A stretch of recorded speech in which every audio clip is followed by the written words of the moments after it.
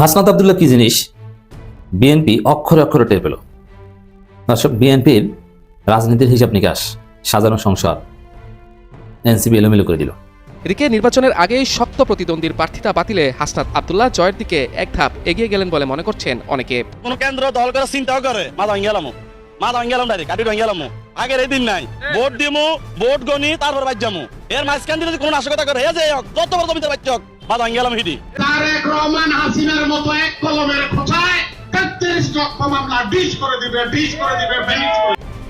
আসন ছেড়ে দিলে ব্যারিস্টার রুমিন ফারহানাকে মন্ত্রিত্ব দেওয়া হবে। এ নিয়ে দল থেকে সকাল বিকেল কল করা হচ্ছে, এমনই বিস্ফোরক মন্তব্য করেন বিএনপির জাতীয় নির্বাহী কমিটির সহ আন্তর্জাতিক বিষয়ক পদ থেকে সদ্য বহিষ্কৃত নেত্রী ব্যারিস্টার রুমিন ফারহানা। আসসালামু আলাইকুম দর্শক, নতুন একটা নিউজে সবাইকে স্বাগত।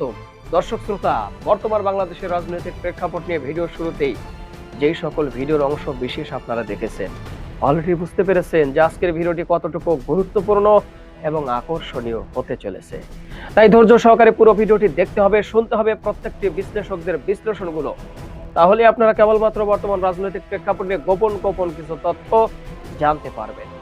কথা কেন, তাহলে সরাসরি চলে যাব মূল নিউজে, সরাসরি চলে যাব বিশ্লেষকদের ভিডিওতে। তার আগে বলবো, যারা এখন পর্যন্ত আমাদের এই নাসির বার্তা ইউটিউব চ্যানেলটি সাবস্ক্রাইব করেনি, প্রতিনিয়ত এই ধরনের আপডেট গরম তাজা খবর পেতে আমাদের এই চ্যানেলটি সাবস্ক্রাইব করে আমাদের সাথে থাকুন। যারা সাবস্ক্রাইব করেছেন ধন্যবাদ। চলুন একটা লাইক দিয়ে সবগুলো ভিডিওর বিস্তারিত আলোচনা শুনে আসি। ভালো মানুষের প্রতি আল্লাহর একটা রহমত থাকে। আপনি যদি ভালো মানুষ হন, আপনি যদি সমাজে এমনভাবে প্রতিষ্ঠিত থাকেন যে আপনার সম্পর্কে কারো কোনো বদনাম নেই, আপনার সম্পর্কে কেউ কোনো অভিযোগ করে না, আপনি কোনো খারাপ কাজ করেননি, আপনি কোনো চুরি চামারি ডাকাতি এগুলোর মধ্যে কখনোই ছিলেন না, আপনি আপনার কর্মটি ঠিকমতো সম্পাদন করছেন, তাহলে দেখবেন আল্লাহ তাআলা আপনাকে সবসময় সুনজরে রাখবে। আমরা যদি বন্ধুরা এই 24শে আন্দোলনের দিকে তাকাই, যে যোদ্ধারা, যে জুলাই যোদ্ধারা বাংলাদেশে যুদ্ধটা করছে, এর মধ্যে যে চারজনকে আমরা বেশি খুব ভালো করে চিনি। পরবর্তীতে সময় আরও কয়েকজনের নাম আমরা শুনছি। যে চারজন হলো নাহিদ ইসলাম, সার্জিজ আলম, হাসনাত আব্দুল্লাহ এবং আসিফ মাহমুদ সজীব ভুইয়া। এরপরে আমরা মাহফুজ আলমের নাম শুনেছি, কিন্তু যুদ্ধের সময় বা এই সংগ্রামের সময় মাহফুজ আলমকে আমরা কেউ চিনতাম না।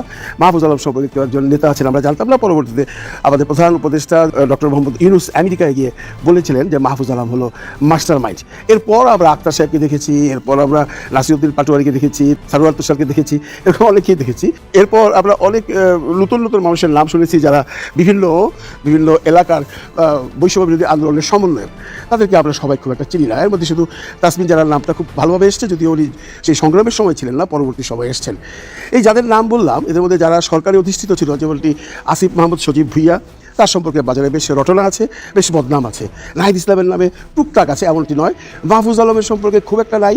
মাহফুজ আলম তার ভাইকে নিয়ে কিছু স্ক্যান্ডাল আছে, কোনোটাই প্রমাণিত নয়। এবং সাজিদ আলমের সেই গাড়ির বহর এবং বড়লোকি ভাব দেখানো এগুলো ছিল তখন, টুকটাক ওর সম্পর্ক হয়েছে। কিন্তু হাসনাত আব্দুল্লাহ নামে যে ক্যাপ্টেনটা ছিল, বা যাকে অনেকেই অনেকভাবে তার শারীরিক গঠন এবং তার চেহারা নিয়ে তিরস্কার করে থাকেন, তারা যারা দেখতে পারতেন না সেই হাসনাত আব্দুল্লাহকে, সেই হাসনাত আব্দুল্লাহ কিন্তু কোনো রকম বদনাম বা কোনো রকম চাঁদাবাজি বা কোনো রকম অন্যায় বা কোনো রকম অত্যাচার, কোনো রকম মানে কোনো কিছু তাকে অ্যাটাক করতে পারেনি।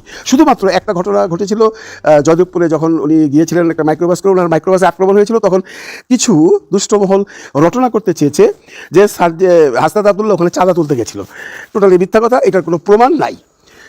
একমাত্র হাসনাত আব্দুল্লাহ ব্যতীত সবারই টুকটাক ঝামেলা আছে, কিন্তু হাসনাত আব্দুল্লাহর কোনো ঝামেলা নেই। এই জন্য হাসনাত আব্দুল্লাহ সর্বজন বিদিত এবং সবার কাছে হাসনাত আব্দুল্লাহ একজন প্রিয় মুখ, একজন ভালো লাগার মানুষ এবং সবাই তাকে ভালোবাসে। সেই হাসনাত আব্দুল্লাহ কুমিল্লার দেবিদ্বার থেকে ইলেকশন করছেন, আপনারা জানেন। তার সাথে যে কম্পিটিটর আছে বিএনপির মঞ্জুরুল আহসান মুন্সি, এই বোধহয় নামটা যদি ভুল বলে থাকি ঠিক করে দেবেন। এই মুন্সি সাহেব বলেন বিএনপি থেকে ধানের শীষ মার্কা নিয়ে তার বিরুদ্ধে লড়ছেন। মানে তারা দুজনই বড় নেতা সেই এলাকার, এবং দুজনের মধ্যে বেশ ভালো একটা হাঁটাহাঁটি লড়াই হবে বলে মানুষ আশা করছিল। আমরা এর মধ্যে দেখেছি হাসনাত আব্দুল্লাহ চষে বেড়াচ্ছে দেবিদ্বারের এই প্রান্ত থেকে ওই প্রান্ত, মানুষের বাড়িতে গিয়ে বসে রাস্তায় বসে, মানুষের বাড়ির উঠোনে বসে, দোকানে বসে চা খাওয়া, কফি খাওয়া, বুড়ি খাওয়া, মানুষের সাথে মিশে যাওয়া, বাংলাদেশের মানুষ যেটা চায়। এবং দেবিদ্বারের মানুষ তারা খুব গর্বের সাথে বলে যে হাসনাত আব্দুল্লাহ আমাদের দেবিদ্বারের মানুষ, হাসনাত আব্দুল্লাহকে আমরা পাস করাবো। এবং শুধু দেবিদ্বার বললে তো হবে না, আশেপাশে তো আরও কয়েকটা কনস্টিটিউন্সি আছে, সেগুলো মিলে হাসনাত আব্দুল্লাহর একটা মোটামুটি একটা গ্রহণযোগ্যতা এসছে। পাশাপাশি মঞ্জুরুল আহসান সাহেব উনি 4 বারের এমপি ছিলেন। উনিও একটা বড় কম্পিটিটর বলা যায় এবং উনি বিএনপি থেকে দাঁড়িয়েছেন। ওনার অনেক ভক্তকুল আছে, ওনার অনেক নেতাকর্মী আছে। এই দুজনের মধ্যে একটা হাড্ডাহাড্ডি লড়াই হবে এমনটি ভেবেছে কুমিল্লার মানুষ, বা আমরা যারা ঢাকায় বসে আছি বা যারা বিদেশে বসে আছি, আমরা বিভিন্ন কন্টেন্ট থেকে এটাই ধরে নিয়েছি যে এদের দুজনের মধ্যে কে পাস করবে কে ফেল করবে বলা যায় না, কিন্তু হাড্ডাহাড্ডি লড়াই হবে। কিন্তু দেখুন আল্লাহর যে রহমত আছে হাসনাত আব্দুল্লাহর প্রতি, তার বড় প্রমাণ হলো আপনারা অনেকে শুনেছেন মঞ্জুরুল হাসান মুন্সি সাহেবের একটা ঋণ খেলাপি নিয়ে মামলা হয়েছিল, সেটা রায় এসে গেছে এবং সেই রায়ে মঞ্জুরুল হাসান মুন্সি সাহেব হেরে গেছেন। খুব সম্ভব তার ইলেকশন করা হবে না, এটা মোটামুটি নিশ্চিত। তবু উনি আবার হাইকোর্টে রিট পিটিশন দিয়েছেন। এর আগে উনি হাইকোর্টে দিয়েছিলেন, হাইকোর্ট সেটা খারিজ করে দিয়েছে। এখানে বলে রাখা ভালো, এই মঞ্জুর সাহেব নাকি এর আগেও এরকম ঋণ খেলাপি ছিলেন এবং প্রত্যেকবারই উনি ইলেকশন করেন এবং ঋণ খেলাপি সে সুদ দিয়ে দিবেন বলে বা কিছু টাকা পয়সা দিয়ে ব্যাংকের কাছ থেকে সার্টিফিকেট এনে সিআইবি রিপোর্ট এনে উনি হয়ে যান। এবার আর সেটা পারে নাই এই জন্য যে এবার একটু পরিস্থিতিটা অন্যরকম। তাছাড়া হাসনাত আব্দুল্লাহ তার সম্পর্কে কমপ্লেন করেছিল এবং উনিও হাসনাত আব্দুল্লাহ সম্পর্কে একটা কমপ্লেন করেছিল, যেটা অবশ্য টেকেনি, কিন্তু তারটা টেকে গেছে। এখন কথা হচ্ছে উনি আবারও হাইকোর্টে মামলা করেছেন এবং মোটামুটি ভাবা যায় যে তার এই হাইকোর্টের যে রিট পিটিশন যেটা আবার উনি করেছেন নতুনভাবে, সেটা বোধহয় আর 2-3 দিন পর এটার রায় আসবে। উনি বোধহয় কোনো অবস্থাতেই আর ইলেকশন করতে পারছেন না। তো উনি যদি ইলেকশন করতে না পারেন, অনেকেই বলছেন তাহলে তো হাসনাত আব্দুল্লাহ এমপি হয়ে গেছে। হ্যাঁ, এমপি হওয়ার পথে হাসনাত আব্দুল্লাহ আছে, তবে 100% সিউরিটি দিয়ে বলতে পারেন না, কারণ ওখানে কিন্তু বিএনপির বিদ্রোহী পার্টি আছে এবং আপনারা জানেন যে বিদ্রোহী পার্টি নিয়ে অনেক ধরনের আলোচনা সমালোচনা হচ্ছে। অনেকেই বলছেন বিদ্রোহী পার্টিকে বিএনপি থেকে বলা হয়েছে তোমরা দাঁড়াও, পাশ করলে পরে আবার তোমাদেরকে নিয়ে নেবো, আপাতত বরখাস্ত করে দিলাম। এখন কথা হচ্ছে ওখানে যে বিএনপির বিদ্রোহী পার্টি আছে তাকে বিএনপি কতটুকু সাপোর্ট করবে।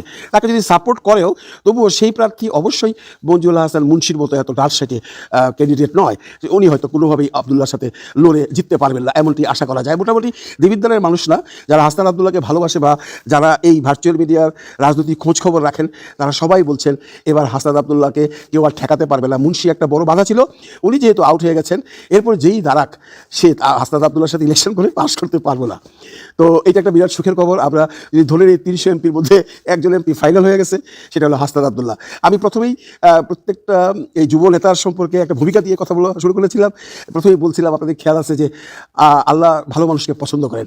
হাসনাত আব্দুল্লাহ যে একটি ভালো মানুষ, এটা নিয়ে কোনো বিতর্ক নেই, তার সম্পর্কে কোনো কমপ্লেনও নেই, কেউ কোনো তার সম্পর্কে এমন কোনো কটূক্তি করতেও পারবেন না। এই জন্য আল্লাহ যেহেতু তাকে পছন্দ করেন, আল্লাহ যেহেতু তাকে ভালোবাসেন, আল্লাহ তাকে এমপি বানিয়ে দিয়েছেন। মোটামুটি আপনারা ধরে নিতে পারেন হাসনাত আব্দুল্লাহ বাংলাদেশের প্রথম এই 2026 ইলেকশনের প্রথম এমপি হিসাবে আমরা তাকে গণে নিতে পারি। কারণ এখন যেই তারা সে হাসনাত আব্দুল্লাহকে ফেল করাতে পারবে না, কারণ তার তুমুল জনপ্রিয়তা তাকে বেশ এগিয়ে রেখেছে। হাসনাত আব্দুল্লাহ কি জিনিস বিএনপি অক্ষরে অক্ষরে টের পেল। দর্শক, বিএনপির রাজনীতির হিসাব নিকাশ, সাজানো সংসার এনসিপি এলোমেলো করে দিল। হাসনাতকে বিএনপি চেনে না, হাসনাতকে চেনে না, শরীফ ওসমান হাদিকে চেনে না। বিএনপির প্রার্থী হাসনাত আব্দুল্লাহর আসনে কি নাম, মঞ্জুর নাকি, হাসনাতকে চেনে না, নাম শুনে নেই। অথচ হাসনাতকে পুরো পৃথিবী চিনত হাসিনা পতন আন্দোলনের সময়। হাসনাতের যে হুঙ্কার গর্জন, আন্দোলনের মূল লিডিং এই তো ছিল হাসনাত আব্দুল্লাহ। তো হাসনাতকে চিনে না, এখন ভালোভাবে চিনেছে। হাসনাতের আপিলে বিএনপির প্রার্থী যে হাসনাতকে চেনে না, তার প্রার্থিতা বাতিল। ঋণ খেলাপি, দুর্নীতিবাজ, চোর, ঋণ খেলাপি, এটা ওয়ান কাইন্ড অফ চুরি, ডাকাতি যা বলেন, এমন চেনেছে এখন তার ঘুম নাই।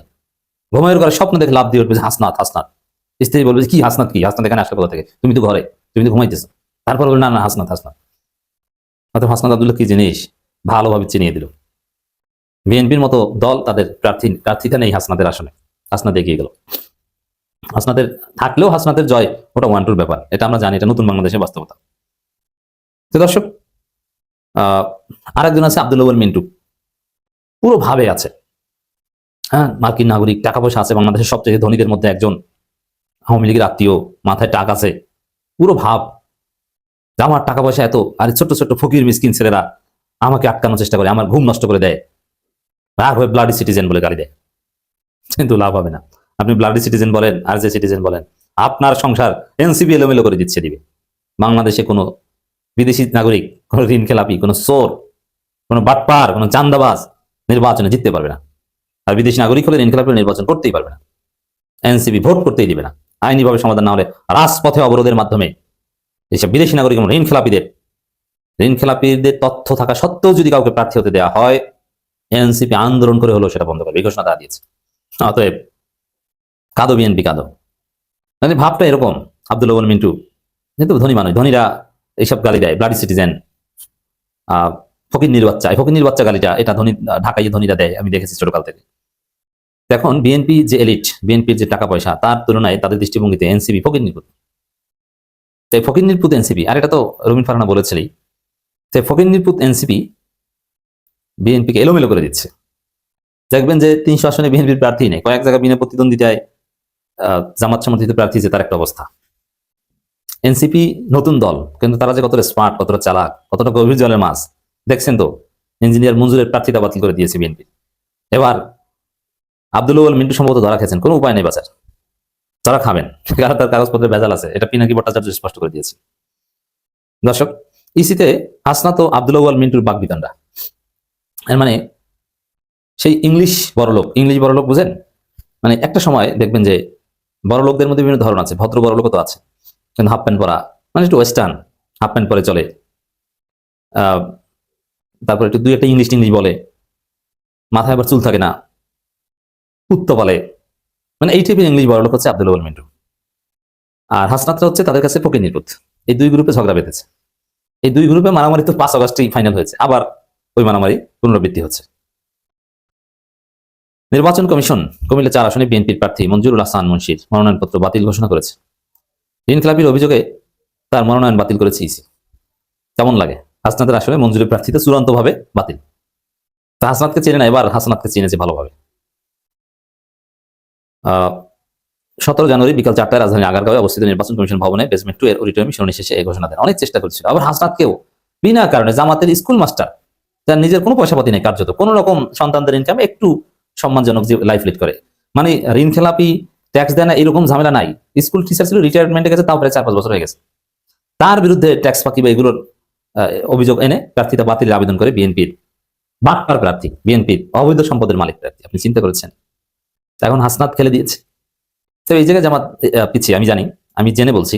বিএনপির যদি জামাতের লোকজন বিএনপি সম্ভাব্য প্রার্থীদের দুর্বল বিষয়ের প্রতি আগে থেকে সিরিয়াস হতো, কোন কোন জায়গায় আকাম করেছে, কোন কোন জায়গায় ঋণ খেলাপি, কোন কোন জায়গায় ট্যাক্স দিয়েছে, বা বিদেশে কত সম্পদের তথ্য গোপন করেছে, এগুলোর প্রতি যদি জামাত কমপক্ষে মিনিমাম 3 মাস আগে হলো সতর্ক থাকতো, খোঁজ খবর নিত, তাহলে বিএনপি কমপক্ষে 20 জন প্রার্থীর মনোনয়ন বাতিল করানো যেত। বিএনপির অনেক প্রার্থী শেষ পর্যন্ত তাদের তথ্য গোপনের প্রয়োজনীয় প্রমাণের অভাবে, তাদের ট্যাক্স ফাঁকি থেকে শুরু করে আরো নানান অবৈধ কাজের প্রমাণের অভাবে তাদের প্রার্থীদের টিকে যাবে।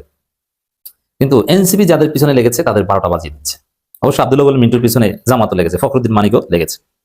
তার আব্দুল আউয়াল মিন্টুকে তো মূলত ওই পিনাকি ভট্টাচার্যের একটা ফেসবুক পোস্টেও শেষ, এই মানে ওয়েস্টার্ন পশ্চিমা হাফ প্যান্ট পরা বড় লোক, কারণ এরা কিন্তু bloody citizen, bloody fucking life, এই টাইপের গালি টেলে কিন্তু এরাই দেয়, আমরা বুঝি না। এর আগে ইনকলাবের অভিযোগ মঞ্জুরুল হাসান মুন্সি মনোনয়নপত্র কেন বাতিল করা হবে না, এই জন্য ইসিতে আপিল করেছেন হাসনাত আব্দুল্লাহ। পাশাপাশি বিএনপির প্রার্থী হাসনাত আব্দুল্লাহ মনোনয়ন বৈধতার বিরুদ্ধে পাল্টা আপিল করেন, কিন্তু দেখা গেল যে হাসনাতের প্রার্থীতা বহাল, মঞ্জুরুলেরটা বাতিল।